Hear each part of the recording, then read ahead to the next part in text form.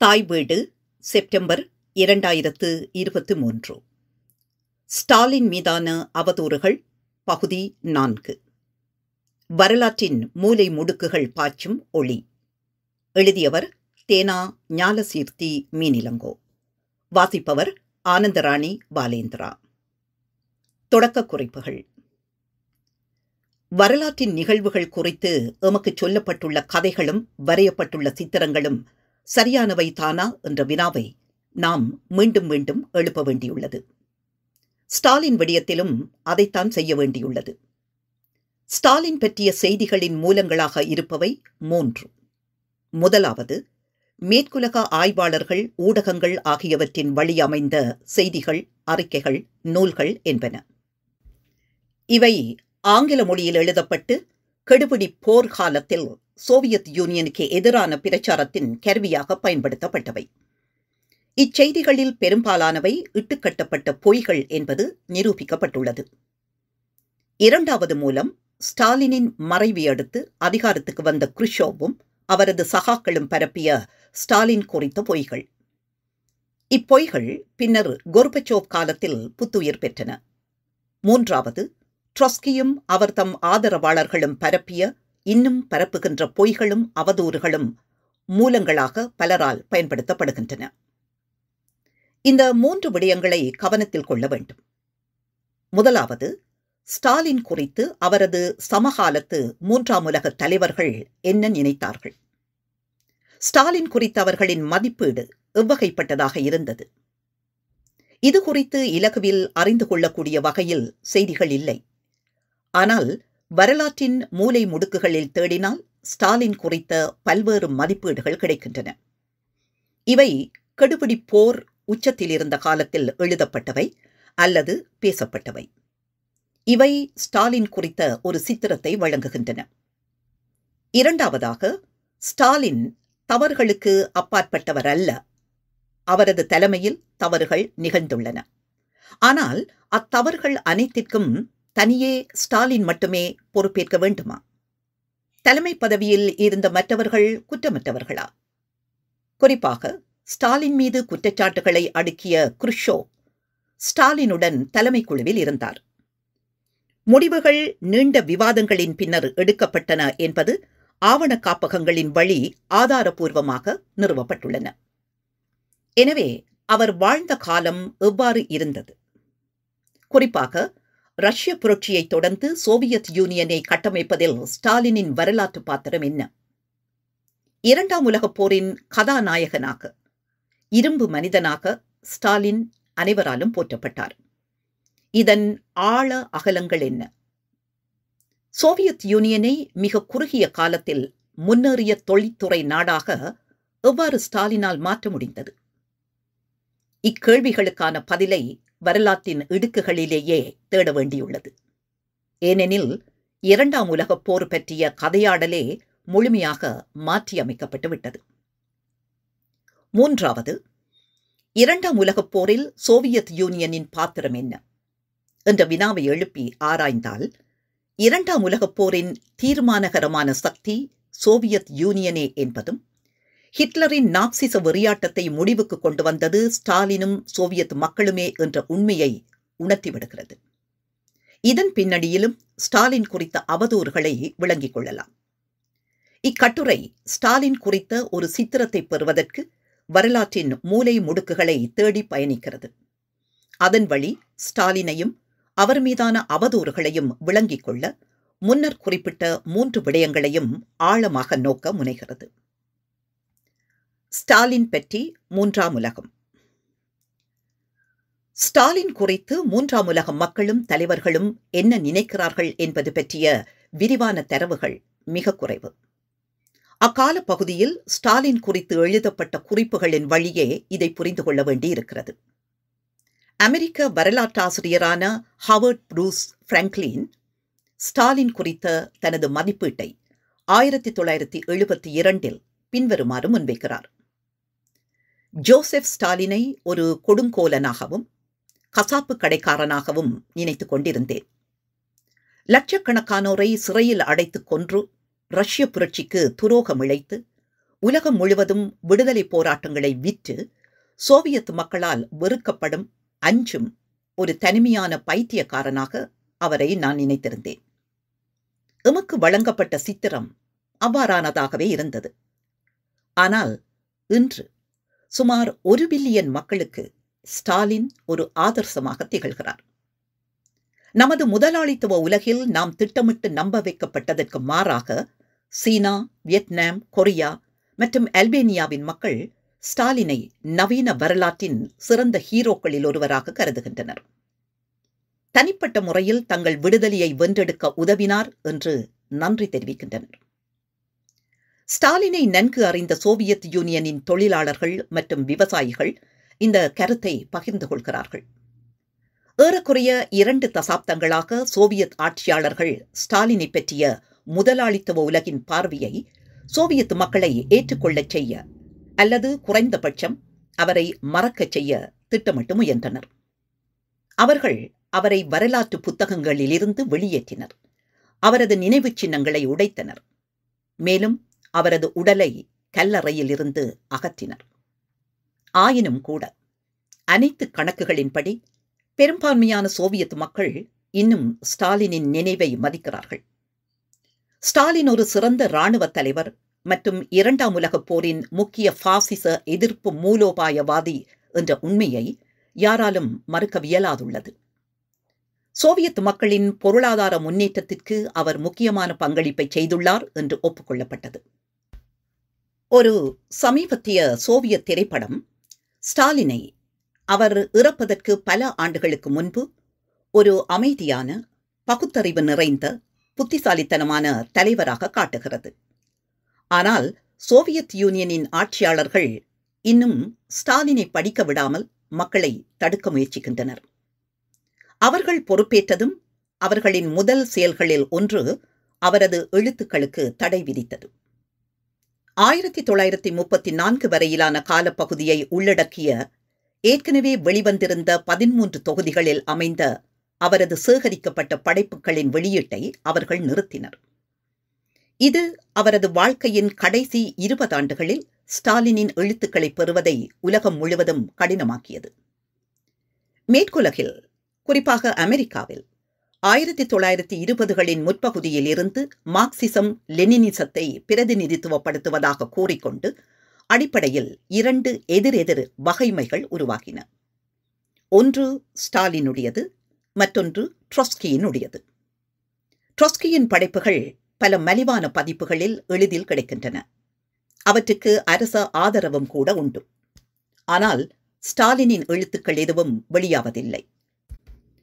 ஸ்டாலினின் எழுத்துக்களை அடக்குவதன் மூலம் அவர் படிக்கத் தகுந்த எதையும் எழுதவில்லை என்ற கருத்து பரப்பப்படுகிறது. ஆயினும் கூட ஸ்டாலின் நம் நூற்றாண்டின் மிக முக்கியமான 3 வரலாற்று நபர்களில் ஒருவர். அவருடைய சிந்தனை மற்றும் செயல்கள் நம் அன்றாட வாழ்க்கையை இன்னும் பாதிக்கின்றன. இன்று நூற்றுக்கணக்கான மில்லியன் கணக்கானவர்களால் எந்த காலத்திலும் முன்னணி அரசியல் கோட்பாட்டாளர்களில் ஒருவராக கருதப்படுகிறார். அவருடைய பெயர் மிகவும் உணர்ச்சிவசமான, உலகம் முழுவதும் உள்ள சாதாரண குடிமக்களின் வீடுகளில் உச்சரிக்கப்படும் பெயர்.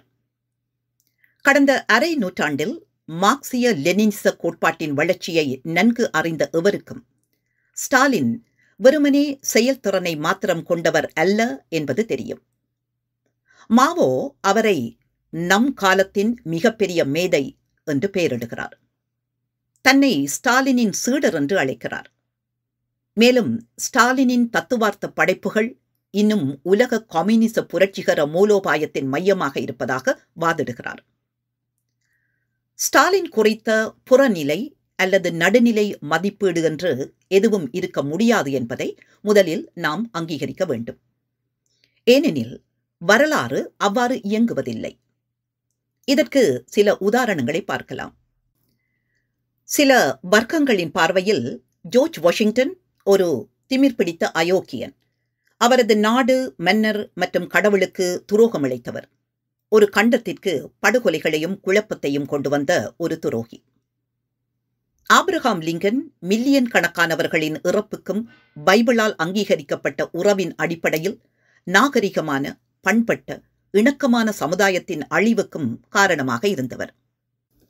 ஆனால் அதேவேளை Harry Truman, Nelson Rockefeller, John F Kennedy மற்றும் ரிச்சர்ட் நிக்சன் ஆகியோர் பகுத்தறிவு மற்றும் தேசபக்தியுள்ள மனிதர்கள், சுதந்திர உலகின் மதிப்புமிக்க கதாநாயகர்கள். எந்த ஒரு வரலாற்று நபரும் ஒரு வர்க்கத்தின் நலன்களிலிருந்தே மதிப்பீடு செய்யப்படுகிறார்.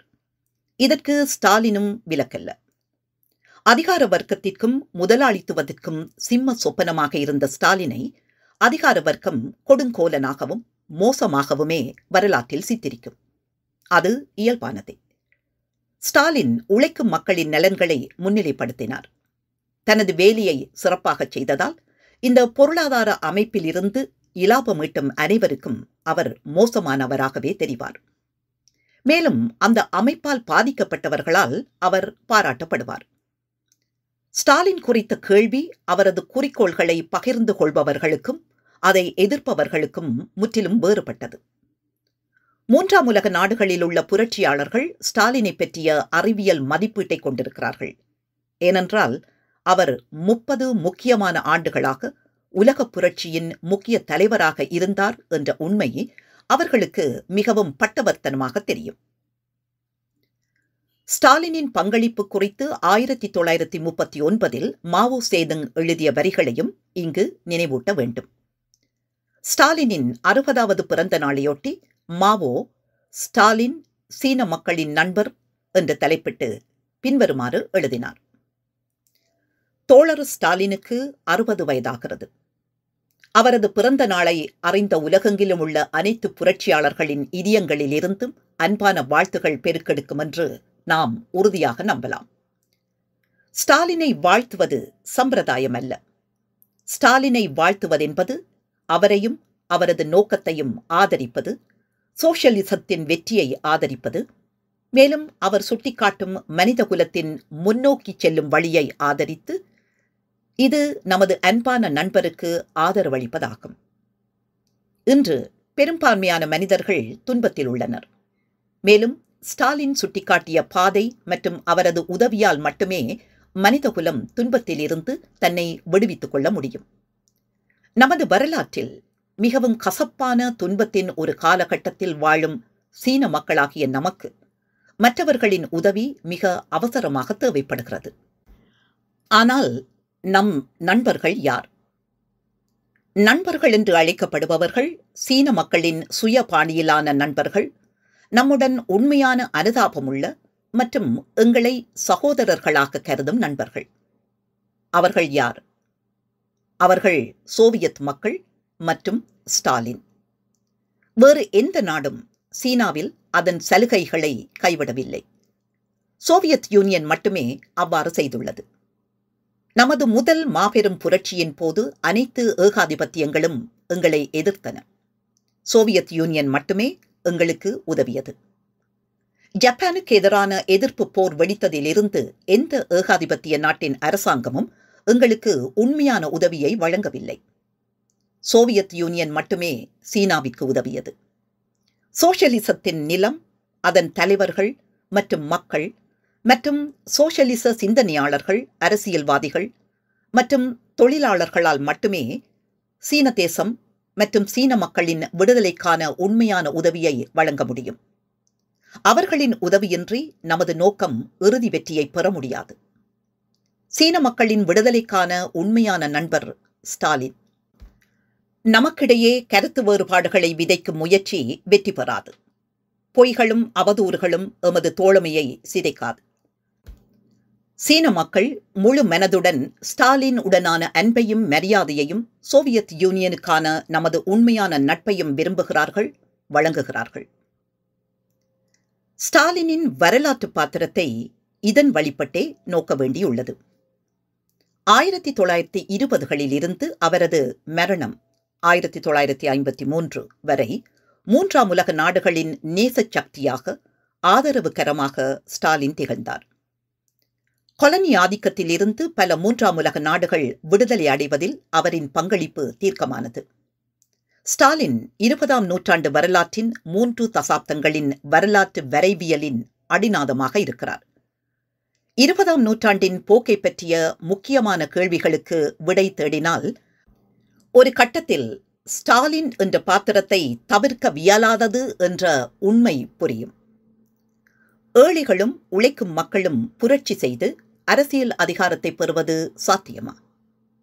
ஒரு வளர்ச்சியடையாத பின்தங்கிய தேசம், கல்வி அறிவற்ற, ஏழ்மையான, நோய்வாய்ப்பட்ட, பட்டினியால் வாடும், தங்கள் உற்பத்தி சக்திகளை வளர்ப்பதற்கு தேவையான அனைத்து திறன்களையும் கருவிகளையும் கொண்டிராத மக்கள் பொருளாதார மற்றும் பண்பாட்டு நல்வாழ்வை அடைய முடியுமா?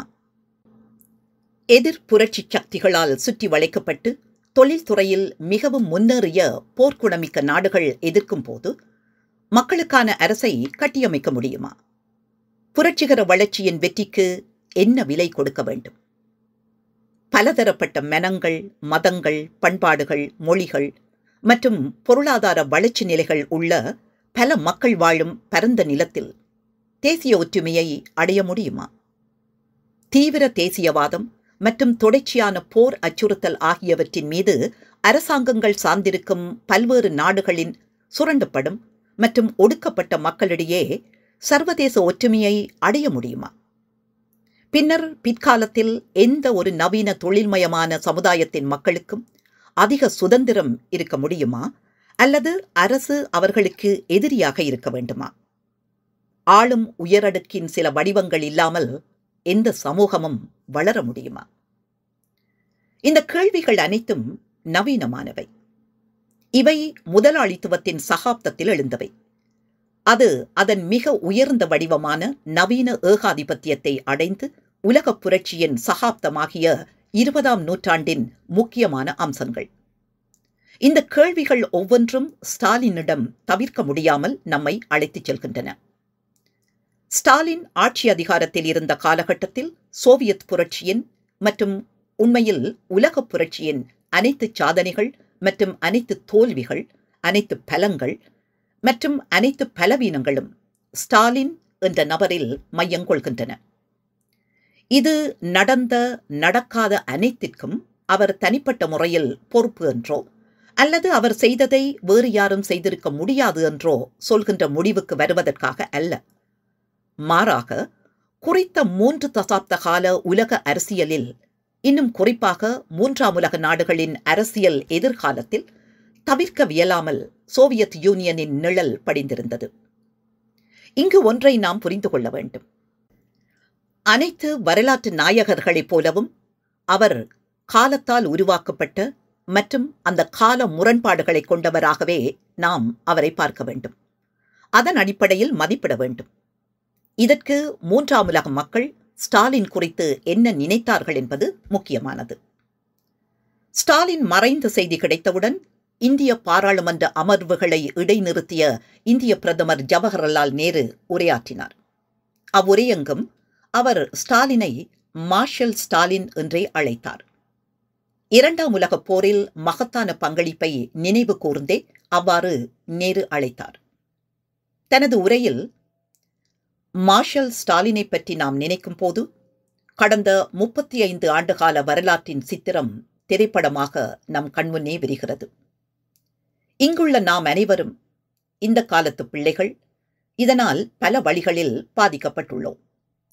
நாம் இந்த நாட்டில் எங்களுடைய சொந்த போராட்டங்களில் மட்டும் கலந்து கொள்ளாமல் இன்னொரு விதத்தில் இந்த உலகில் நடந்த மாபெரும் போராட்டங்களில் கலந்து கொண்டு அவற்றால் பாதிக்கப்பட்டு வளர்ந்திருக்கிறோம். எனவே இந்த 35 ஆண்டுகளை திரும்பி பார்த்தால் பல புள்ளி விவரங்கள் தனித்து நிற்கின்றன. ஆனால் இந்த ஆண்டுகளின் வரலாற்றை மார்ஷல் ஸ்டாலினை விட எந்த ஒரு நபரும் வடிவமைத்து பாதித்ததில்லை. அவர் படிப்படியாக கிட்டத்தட்ட ஒரு பழம்பெரும் நபராகவும், சில சமயங்களில் மர்மமான மனிதராகவும், சில சமயங்களில் ஒரு சிலருடன் அல்ல, ஆனால் ஏராளமான நபர்களுடன் நெருங்கிய பிணைப்பை கொண்டவராகவும் இருந்தார். அவர் அமைதியிலும் போரிலும் தன்னை சிறந்தவராக நிரூபித்தார். அவர் ஒரு சிலருக்கு மட்டுமே இருக்கும் அடங்காத விருப்பத்தையும் அளவுக்கு அதிகமான தைரியத்தையும் காட்டினார். ஒருவேளை அவரை பற்றி வரலாறு எழுதப்படும் போது பல விஷயங்கள் பேசப்படும். அடுத்தடுத்த தலைமுறைகளில் என்ன மாறுபட்ட கருத்துக்கள் பதிவு செய்யப்படலாம் என்று தெரியவில்லை. ஆனால் அவர் ஒரு மாபெரும் மனிதர். 2ஆம் உலகப் போரில் அவர் மிகப்பெரிய வெற்றியை பெற்றாலும் இறுதியில் அவர் தனது பெரிய நாட்டை பொருளாதார வலுக்கொண்ட மக்கள் அரசாக கட்டியெழுப்பிய விதத்தில் நிச்சயம் நினைவு கூறப்படக்கூடிய ஒரு மனிதர் என்பதை அனைவரும் ஒப்புக்கொள்வார்கள். அவர் செய்த அல்லது சொன்ன பல விஷயங்களை மக்கள் ஏற்றுக்கொள்ளலாம் அல்லது ஏற்காமல் இருக்கலாம். ஆனால் அவர் அந்த மகத்தான நாட்டை கட்டியெழுப்பினார். அது ஒரு மகத்தான சாதனை. மார்ஷல் ஸ்டாலினுடன் தொடர்புடையவர்கள் அல்லது மார்ஷல் ஸ்டாலின் செய்த வேலைகள் மற்றும் பின்னர் அவருடன் உடன்படாதவர்களை நான் அறிவேன். அவர்கள் அவருடன் உடன்படவில்லை என்றாலும் அவர்கள் தங்களுக்கும் அவருக்கும் இடையே எழுந்த தனிப்பட்ட பிணைப்பின் காரணமாக தனிப்பட்ட உணர்வு பூர்வமான உறவை உணர்ந்ததாக அவர்கள் என்னிடம் சொன்னார்கள். எனவே இதோ இந்த மனிதர் தனது வாழ்நாளில் பரந்த எண்ணிக்கையிலான மனிதர்களிடையே இந்த பாசத்தையும் போற்றுதலையும் உருவாக்கியவர். வரலாற்றின் இந்த இக்கட்டான காலகட்டத்தை கடந்து வந்த ஒரு மனிதர். அவர் சிலரின் கருத்தில் தவறு செய்தார் அல்லது அவர் வெற்றி பெற்றார். அது முக்கியமற்றது. ஆனால் அவரது மாபெரும் அந்தஸ்தையும் அவரது வலிமையான சாதனைகளையும் அனைவரும் கண்டிப்பாக ஒப்புக்கொள்ள வேண்டும். எனவே இந்த சந்தர்ப்பத்தில் அவருக்கு நாம் அஞ்சலி செலுத்துவது சரியானது. ஏனென்றால் அந்த சந்தர்ப்பம் ஒரு மாபெரும் நபரின் மறைவு மட்டுமல்ல, ஒரு வகையில் வரலாற்றில் ஒரு சகாப்தத்தின் முடிவு. எதிர்காலம் என்னவாக இருக்கும் என்று எனக்கு தெரியவில்லை.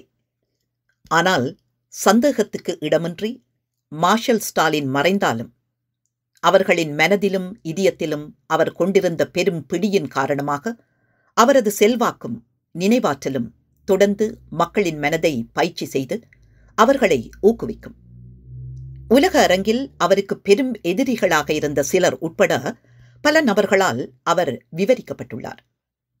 மேலும் அந்த விளக்கங்கள் மாறுபடும் மற்றும் சில சமயங்களில் முரண்படுகின்றன. அவர்களில் சிலர் அவரை ஒரு வெளிப்படையான மற்றும் மென்மையான நபர் என்று விவரிக்கிறார்கள். மற்றவர்கள் அவரை கடினமான மற்றும் இரக்கமற்றவர் என்று விவரிக்கிறார்கள். ஒருவேளை இந்த அம்சங்கள் அனைத்தும் அவருக்குள் இருந்திருக்கலாம்.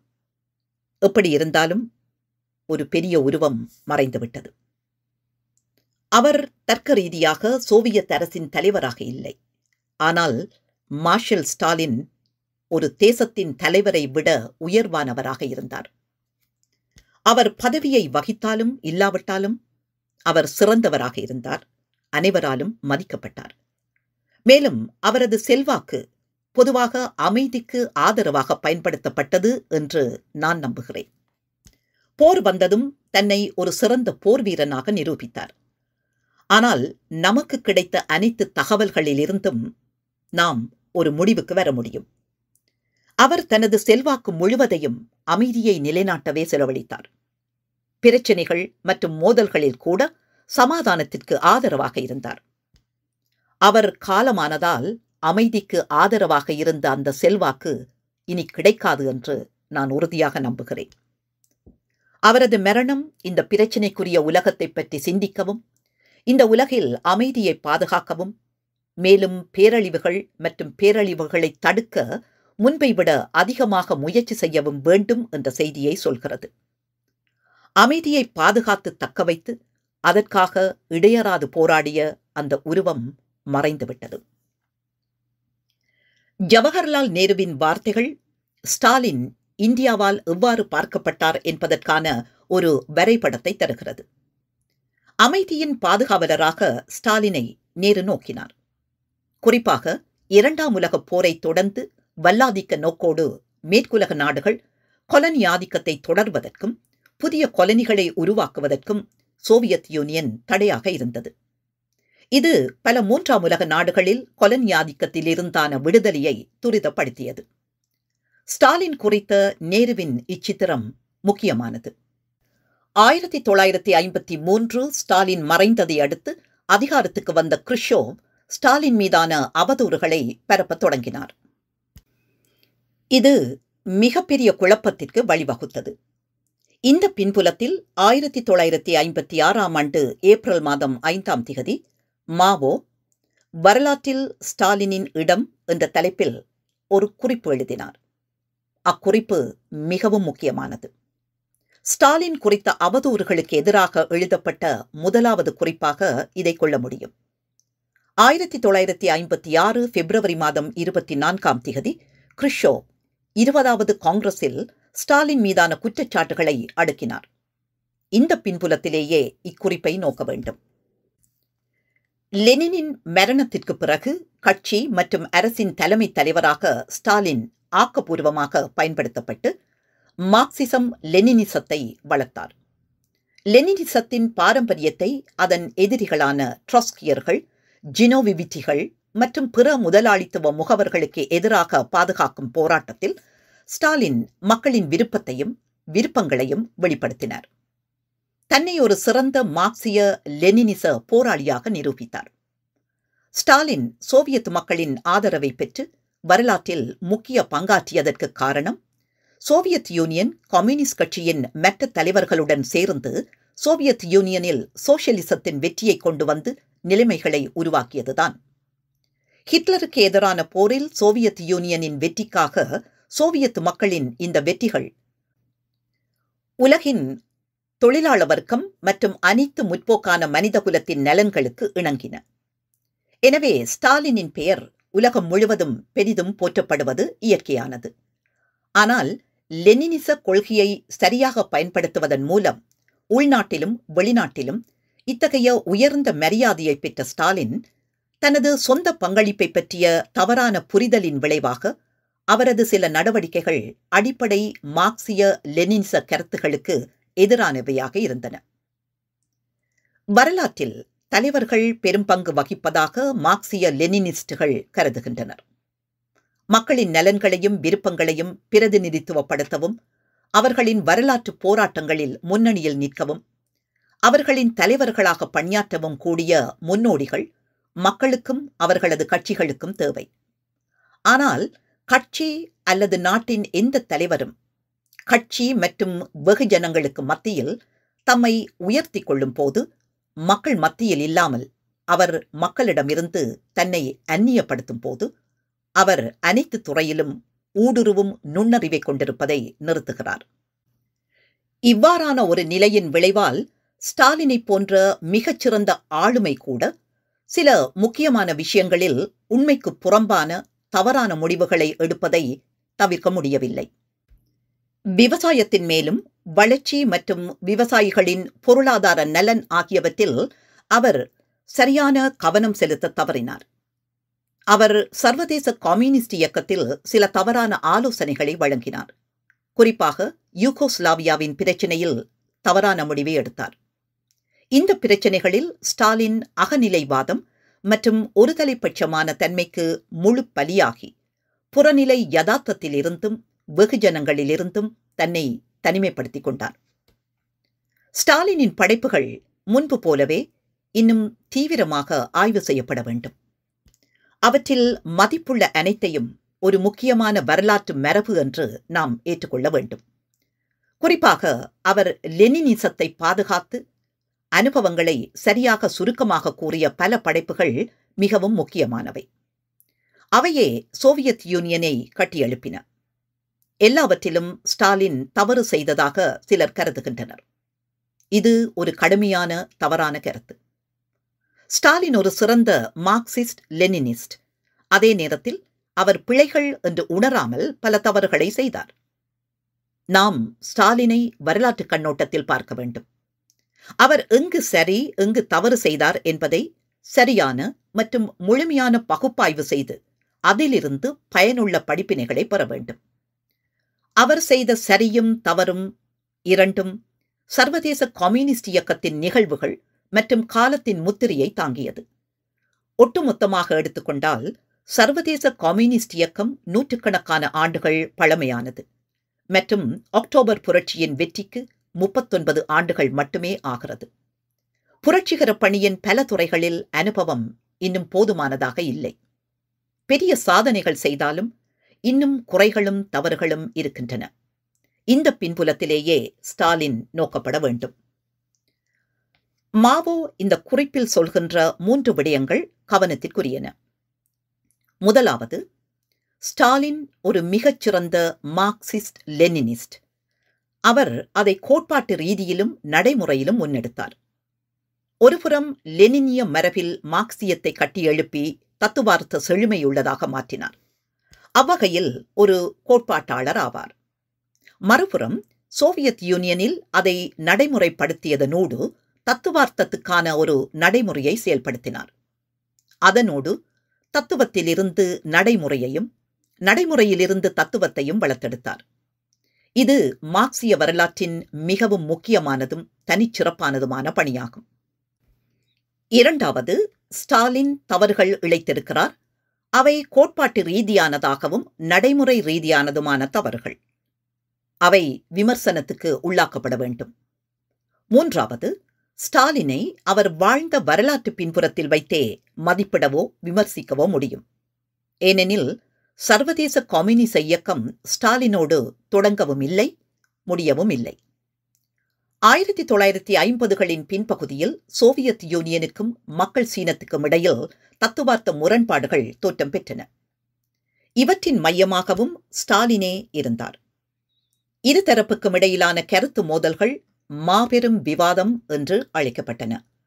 அதில் ஸ்டாலின் பற்றிய பிரச்சினை மீது என்ற தலைப்பில் சீன கம்யூனிஸ்ட் கட்சி சோவியத் கம்யூனிஸ்ட் கட்சிக்கு எழுதிய கடிதம் மிகவும் முக்கியமானது. இக்கடிதம் சுட்டிய சில முக்கியமான விடயங்களை மட்டும் இங்கே சுருக்கமாக பார்க்கலாம்.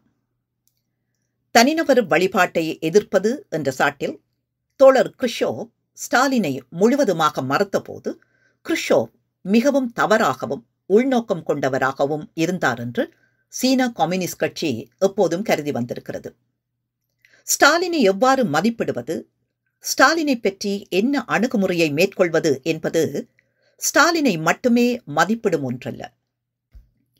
மிக முக்கியமாக லெனினின் மறைவின் பின் சர்வதேச கம்யூனிச இயக்கத்தினதும் பாட்டாளி வர்க்க சர்வாதிகாரத்தினதும் வரலாற்று அனுபவங்களை எவ்வாறு தொகுப்பது என்ற பிரச்சினையாகும் என்ற நிலைப்பாட்டை சீன கம்யூனிஸ்ட் கட்சி தொடர்ந்து மேற்கொண்டு வந்துள்ளது.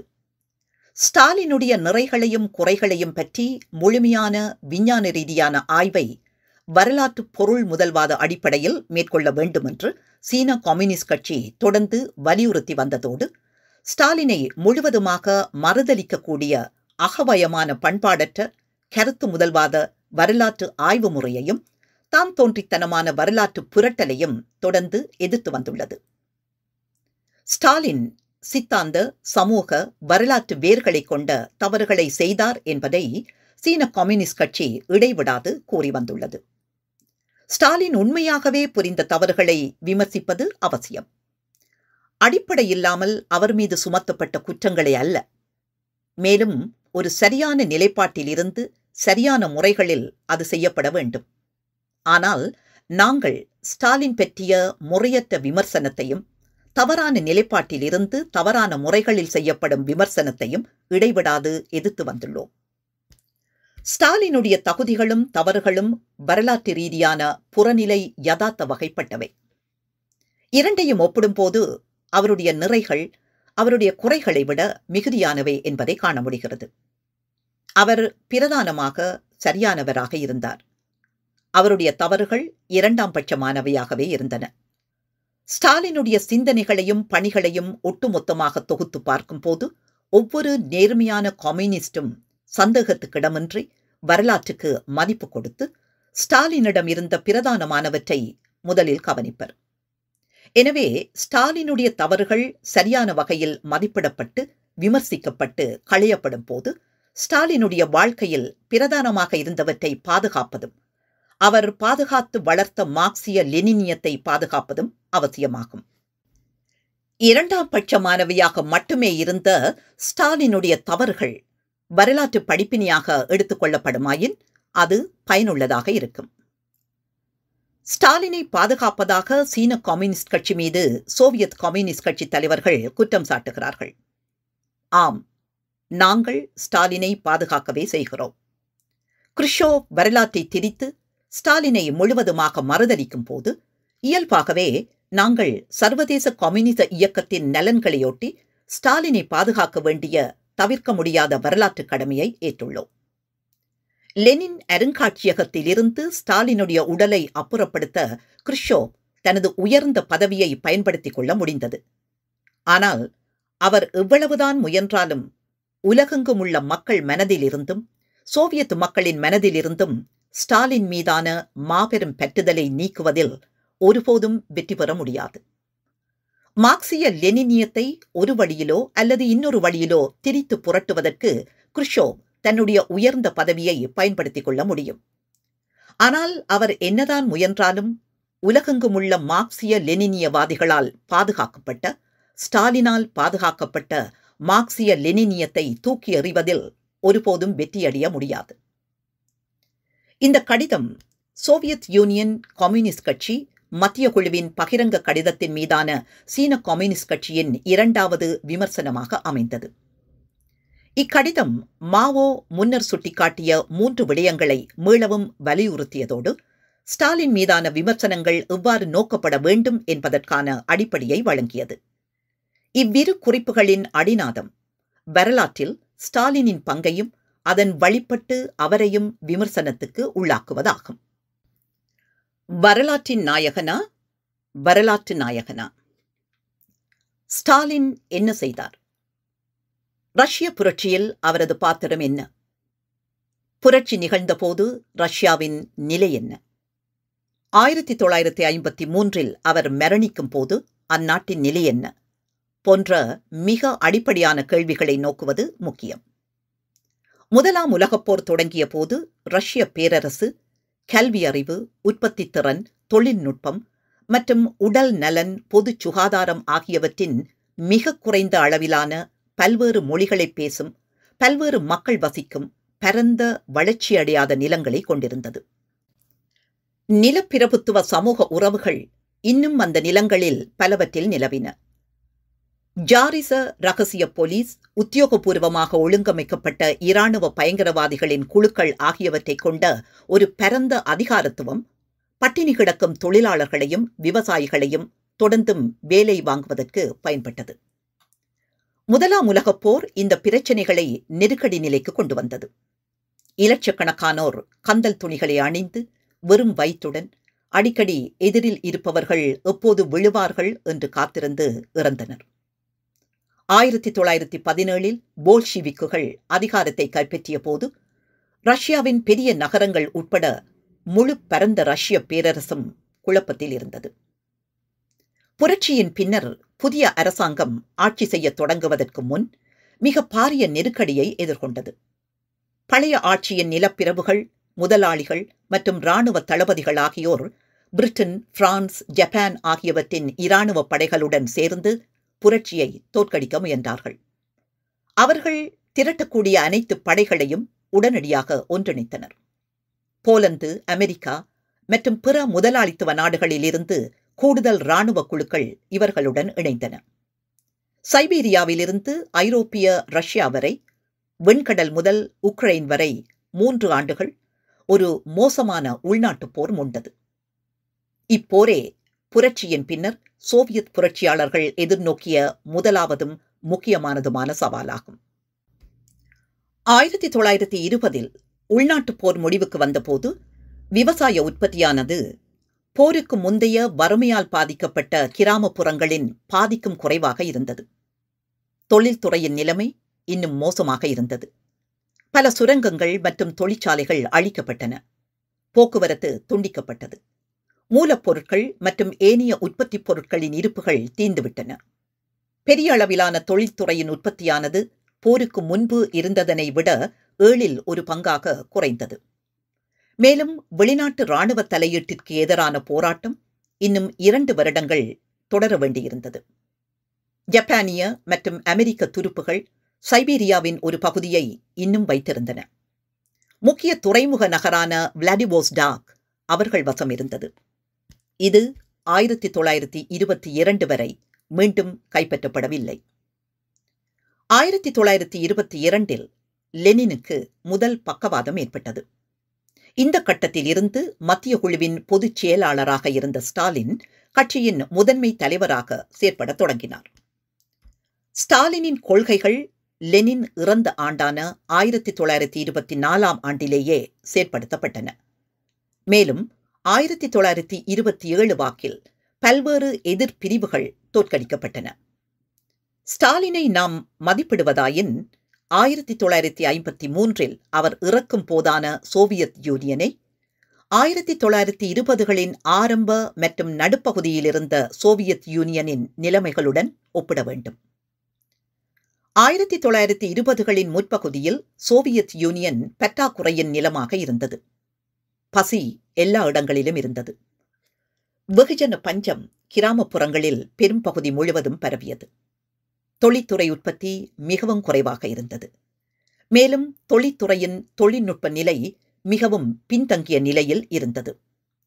விவசாயத்தை இயந்திரமயமாக்கும் சாத்தியக்கூறுகள் குறைவாகவே இருந்தது. ஆயுதப்படைகளில் கடுமையான கிளர்ச்சிகள் வெடித்தன. குறிப்பாக 1921இல் குரோன்ஸ்டாட் கேரிசனில் வெடித்த கிளர்ச்சி கவனிப்புக்குரியது.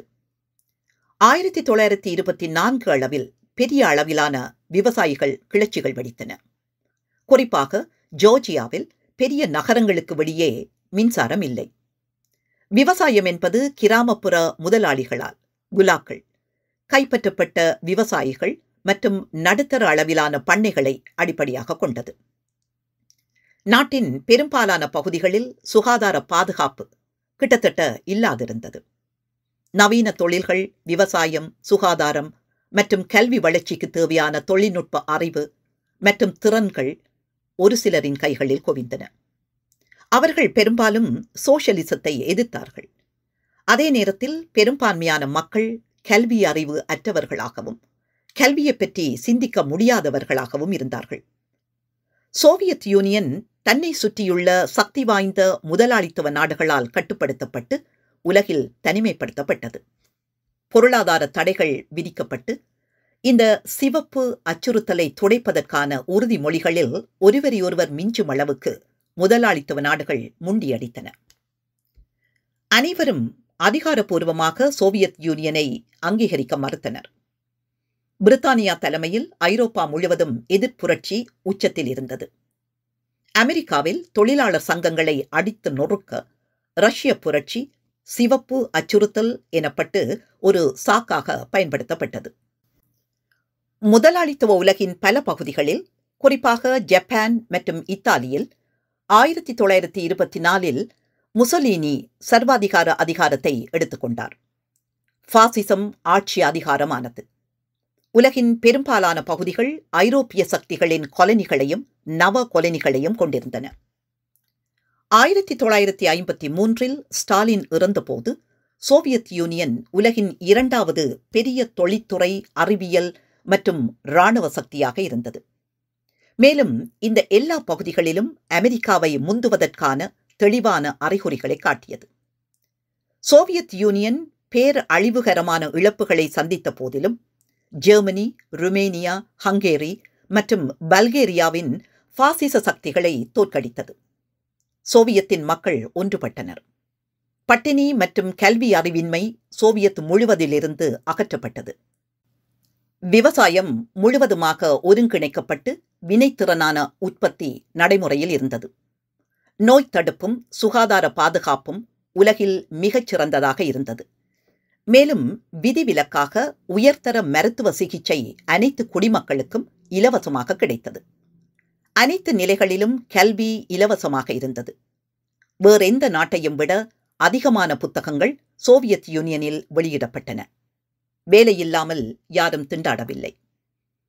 1922-45 கால பகுதியில் உலகின் பிற பகுதிகளில் முக்கிய பாசிச சக்திகள் தோற்கடிக்கப்பட்டது மட்டுமல்லாமல் எல்லா இடங்களிலும் புரட்சியின் சக்திகள் அதிகரித்தன. சீன கம்யூனிஸ்ட் கட்சி வெளிநாட்டு ஏகாதிபத்தியம், உள்நாட்டு நிலப்பிரபுத்துவம் மற்றும் முதலாளித்துவத்தை தோற்கடித்து உலக மக்கள் தொகையில் 1/4 சோஷலிச பாதைக்கு இட்டுச் சென்றது. கொரியாவின் பாதி சோஷலிசமாக இருந்தது. வியட்நாமில் ஏற்கனவே ஜப்பானிய ஏகாதிபத்தியத்தை தோற்கடித்த வலுவான சோஷலிச சக்தி பிரெஞ்சு சாம்ராஜ்யத்தின் தோற்கடிக்கப்பட்ட இராணுவத்திற்கான இறுதி முடிவை எழுதியது. கிழக்கு ஐரோப்பாவின் முடியாட்சிகள் மற்றும் பாசிச இராணுவ சர்வாதிகாரங்கள், கம்யூனிஸ்டுகள் மற்றும் சோவியத் இராணுவத்தின் தலைமையிலான சக்திகளின் கூட்டினால் அளிக்கப்பட்டன. அநேகமாக எல்லா இடங்களிலும் இப்போது உலகப் புரட்சியை ஆதரித்த அரசாங்கங்கள் உள்ளன.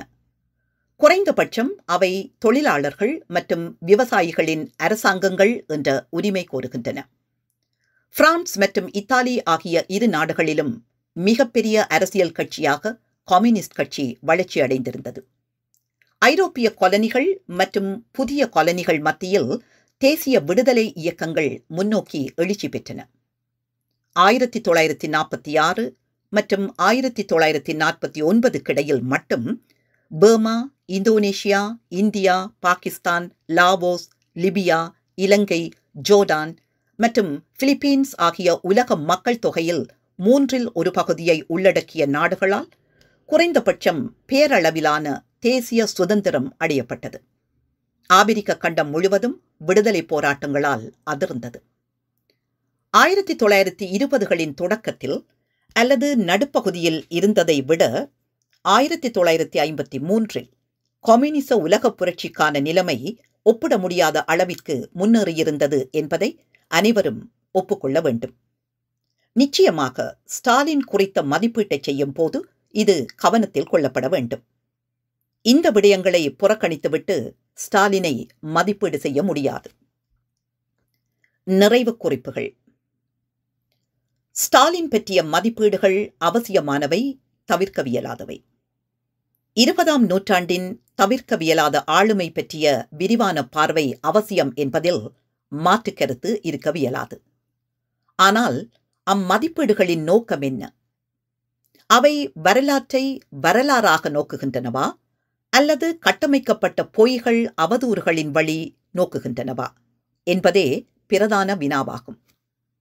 ஸ்டாலினின் ஒவ்வொரு சிந்தனையும் அவரே ஒப்புக்கொள்வது போல அவரது வரலாற்று இருப்பிலிருந்து அவருக்கு வந்தது.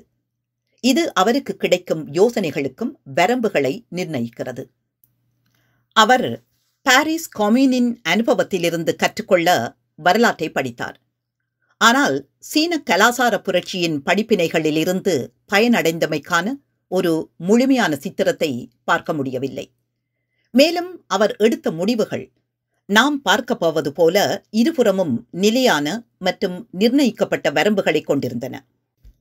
ஸ்டாலினை மதிப்பிடுவதற்கு சோவியத் ஒன்றியம் மற்றும் உலகின் பிற பகுதிகளின் நிலையை அவர் தலைமைக்கு வந்ததும் அவர் இறந்ததும் ஆகிய 2 கால பகுதிகளின் அடிப்படையில் ஒப்பிடுவதே சிறந்த வழி. அத்தகைய ஒப்பீடு இல்லாமல் மனித முன்னேற்றத்தில் இருந்து அவர் என்ன பங்களித்தார் அல்லது பங்களித்திருக்கலாம் என்பதை அளவிட முடியாது. அவர் ஆட்சிக்கு வந்ததை விட அவர் இறந்தபோது சோவியத் மக்களின் நிலை மிகவும் சிறப்பாக இருந்திருந்தால் அவர் அவர்களின் வாழ்க்கையை மோசமாக்கியிருக்க முடியாது. அவர் இல்லாமல் அவர்கள் இன்னும் முன்னேறியிருப்பார்கள் என்று சொல்வது மோசடியானது என்பதை சோவியத்தின் வரலாறு தெளிவுபடுத்துகிறது. உலகப் புரட்சிக்கும் இதே நிலைதான். அவரது தலைமையின் பல தசாப்தங்களில் அது பின்வாங்கியதா அல்லது அது முன்னேறியதா? இக்கேள்விகள் புரட்சிகர தலைவராக ஸ்டாலினின் மகத்துவமான பங்களிப்பை அடுத்த தளத்துக்கு நகர்த்துகின்றன. அதேவேளை அவர் மீதான அவதூறுகளுக்கான காரணங்களையும் இலகுவில் விளங்க வைக்கின்றன. மிகச்சிறந்த திறன் கொண்ட ஒரு கோட்பாட்டாளராக மட்டுமின்றி கம்யூனிஸ்ட் இயக்கத்தின் திறமையான நடைமுறை அமைப்பாளராகவும் இருந்த ஸ்டாலினை மார்க்ஸ், ஏங்கல்ஸ் மற்றும் லெனின் ஆகியோருடன் நினைவுகூர வேண்டும். உலகின் முதல் சோஷலிச அரசை லெனின் நிறுவினார் என்றால் அதை அமைதி மற்றும் சோஷலிசத்தின் கோட்டையாக ஒருங்கிணைத்தவர் ஸ்டாலின். உழைக்கும் வர்க்கத்தையும் மக்களையும் வெறுப்பவர்கள், அமைதியை வெறுப்பவர்கள், சர்வதேச சகோதரத்துவத்தின் கருத்தாக்கத்தை வெறுத்து அஞ்சுபவர்கள், அமைதியின் நாயகனாக சர்வதேச சகோதரத்துவத்தின் தொழிலாளி வர்க்கத்தின் நாயகனான ஸ்டாலினை எப்போதும் வெறுத்து அஞ்சுகிறார்கள். அதன் வழிபட்ட அவர் மீதான அவதூறுகளும் கட்டுக்கதைகளும். ஸ்டாலின் குறித்து 3ஆம் உலகத்தினர் அனைவரும் சொல்பவற்றை பின்வருமாறு சுருக்கமாக கூறவியலும். ஸ்டாலின் ஒரு பெரிய மனிதர். 20ஆம் நூற்றாண்டில் அவரது அந்தஸ்தை அடைந்தது இன்னும் மிகச் சிலரே. அவர் எளிமையாகவும் அமைதியாகவும் தைரியமாகவும் இருந்தார். அவர் மிக அரிதாகவே தனது சமநிலையை இழந்தார். அவர் பிரச்சினைகளை மெதுவாக சிந்தித்து தெளிவாகவும் உறுதியாகவும் தனது முடிவுகளை எடுத்தார். ஆடம்பரத்துக்கு ஒருபோதும் அடிபணியவில்லை. மிக எளிய குடும்பத்தில் இருந்து வந்திருந்தாலும் பெரியோர் எனப்பட்டோர் முன் அமைதியாக பதட்டமின்றி இருந்தார். அவர் சாதாரண மனிதர்களை அறிந்திருந்தார். அவர்களுடைய பிரச்சினைகளை உணர்ந்தார். அவர்களுக்காக உழைத்தார். ஸ்டாலின் மரபு வழி கற்றவர் அல்ல, ஆனால் அதைவிட அதிகம் தெரிந்திருந்தார். ஆழ்ந்து சிந்தித்து புரிந்து படிக்கும் திறன் அவருக்குண்டு. அறிவு எங்கிருந்து வந்தாலும் அதை கேட்பவர். அவர் மீதான தாக்குதல்கள் தனது நம்பிக்கைகளிலிருந்து விரட்ட அவர் என்றும் அனுமதிக்கவில்லை. ரஷ்யாவில் இகழப்பட்ட சிறுபான்மையினரில் ஒருவராக அவர் இருந்தார். அவர் ரஷ்யாவில் நிலவிய இன ரீதியான தப்பெண்ணத்தை வென்று அவர்களின் தனித்துவத்தை அழிக்காமல் அதன் 140 குழுக்களையும் இணைத்து ஒரு தேசத்தை உருவாக்கி பேணி காத்தார். அதிகாரத்தில் இருந்தபோது 3 பெரிய முடிவுகள் ஸ்டாலினை எதிர்கொண்டன. அவர் அவற்றை அற்புதமாக சந்தித்தார். முதலில் விவசாயிகளின் பிரச்சினை, பின்னர் மேற்கு ஐரோப்பிய தாக்குதல், இறுதியாக 2ஆம் உலகப் போர். புரட்சியை சிதைக்கும் விவசாய பிரச்சினையை இலாவகமாக கையாண்டார். பட்டினியை ஒழித்து கூட்டுப் பண்ணைகளின் வழி விவசாயத்தை வினைத்திறனுடையதாக்கினார். இதை நடைமுறைப்படுத்திக் கொண்டிருக்கும் போதே அந்நிய தலையீடு வந்தது. அனைத்து நாடுகளின் தொடர்ச்சியான தாக்குதல், அச்சுறுத்தல் அனைத்தையும் எதிர்கொண்டார். 1930களின் உலகப் பொருளாதார மந்தத்தால் இதன் கடுமை குறைவாகவே இருந்தது. அதேவேளை மேற்கு ஐரோப்பாவும் அமெரிக்காவும் சோவியத் யூனியனை பாசிசத்துக்கு காட்டிக் கொடுக்க தயாராக இருந்தன. ஆனால் முரண் நகையாக 2ஆம் உலகப் போரில் அவர்கள் சோவியத் யூனியனிடமே உதவி கேட்க வேண்டியிருந்தது. ஸ்டாலினை விட வேறு யாருமாக இருந்திருந்தால் ஜெர்மனியை பழிவாங்க வேண்டும் என்று கோருவர். ஆனால் அவர் தனது தாய்நாட்டிற்கு நீதி கேட்கும் அறிவையும் தீர்க்க தரிசனத்தையும் பெற்றிருந்தார். இதை ரூஸ்வெல்ட் வழங்கினார். ஆனால் சர்ச்சில் பின்வாங்கினார். பிரிட்டிஷ் பேரரசு முதலில் ஆப்பிரிக்கா மற்றும் தெற்கு ஐரோப்பாவில் தன்னை காப்பாற்ற முனைந்து கொண்டிருந்தது. அதே நேரத்தில் ஹிட்லர் சோவியத்துகளை அடித்து நொறுக்கிக் கொண்டிருந்தார். 2ஆம் முனை தடுமாறியது. ஆனால் ஸ்டாலின் தடுமாறாமல் முன்னேறினார். ஹிட்லர் மற்றும் முசலினியின் சர்வாதிகாரத்தை தகர்க்க அவர் சோசியலிசத்தின் முழுமையான அழிவை பணியம் வைத்தார். ஸ்டாலின் கிராட்டிற்கு பிறகு மேற்கத்திய உலகம் அழுவதா அல்லது பாராட்டுவதா என்று தெரியவில்லை. சோவியத் யூனியனின் வெற்றியின் விலை பயங்கரமானது. இன்று வரை அவ்வெற்றியின் காயம், இழப்பு, தியாகம் பற்றி வெளியுலகத்திற்கு தெரியாது. அவரது அமைதியான கண்டிப்பான தலைமைக்கு ரஷ்யாவின் அனைத்து மக்களும் மனமார்ந்த நன்றிகளையும் அன்பையும் வெளிப்படுத்தினார்கள். இதன் வழிபட்டே ஸ்டாலின் சோவியத் மக்களால் வானுயர உயர்ந்தவராக கருதப்பட்டார்.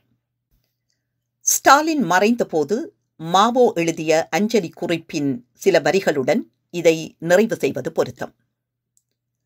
நமது சகாப்தத்திற்கு தோழர் ஸ்டாலின் தனது தத்துவார்த்த செயற்பாடுகள் மற்றும் நடைமுறை மூலம் ஆற்றிய பங்களிப்பு அளவிட முடியாதது. தோழர் ஸ்டாலின் நமது புதிய யுகத்தை பிரதிநிதித்துவப்படுத்தினார். அவரது செயற்பாடுகள் சோவியத் மக்களையும் அனைத்து நாடுகளின் உழைக்கும் மக்களையும் முழு உலக சூழலையும் மாற்றிவிட்டன. அதாவது நீதி மற்றும் மக்கள் ஜனநாயகம் மற்றும் சோஷலிசத்தின் தேவை என்பவற்றை உலகம் உணர்ந்திருக்கிறது. உலகின் ஒரு மகத்தான பிராந்தியத்தில் 800 மில்லியனுக்கும் அதிகமான மக்களை, பூமியின் மக்கள் தொகையில் 1/3 பகுதியில் சோஷலிசம் மகத்தான வெற்றியை அடைந்துள்ளது. மேலும் இந்த வெற்றியின் தாக்கம் தினமும் உலகின் மூலை முடுக்கெல்லாம் பரவி வருகிறது. லெனினின் மரணத்திற்கு பிறகு தோழர் ஸ்டாலின் சோவியத் மக்களை ஒரு அற்புதமான சோஷலிச சமுதாயமாக, உலகின் முதல் சோஷலிச அரசாக கட்டியெழுப்பினார். அவர் லெனினுடன் சேர்ந்து அக்டோபர் புரட்சியில் தலைமை பங்கு வகித்தார்.